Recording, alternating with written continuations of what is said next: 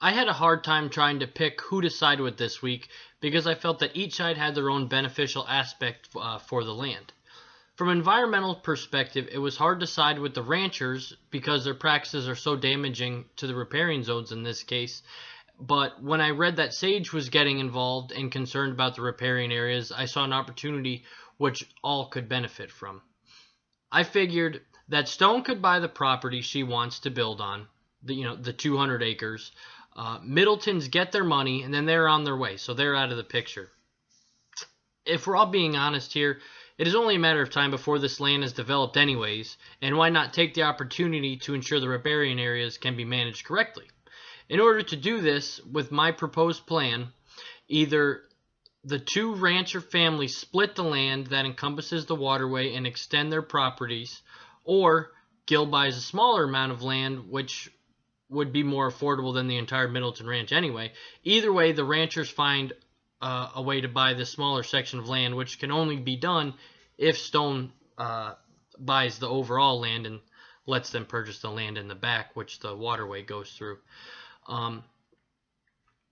If this was possible, I propose Sage would work in collaboration with all stakeholders to manage the riparian zones, especially considering the rare gray hawk uses the land. Regardless of the deal, if the land is not managed properly, then under the Endangered Species Act, the animals would be protected and and the land would likely become under federal control anyways.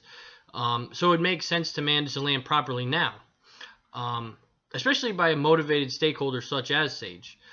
But this is why I chose to side with the ranchers. I only saw a deal where everyone wins if the ranchers were able to buy the portion of land which the waterway passes through and have Sage help.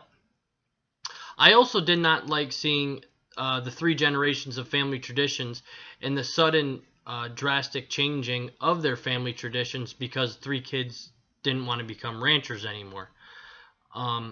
This type of solution reminds me a lot of the Farm Bill, which shows just how much a farmer, or in this case a rancher, has to deal with.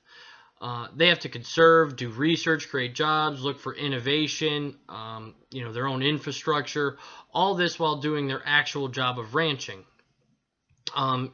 In this case, Sage could step in and absolutely alleviate the conservation expert of their land, and under this solution allow them to focus more on their tasks. Also, if the ranchers are able to buy the excess land, then the U.S. Forest Service 1/3 reduction on grazing wouldn't be as big of a deal to the ranchers.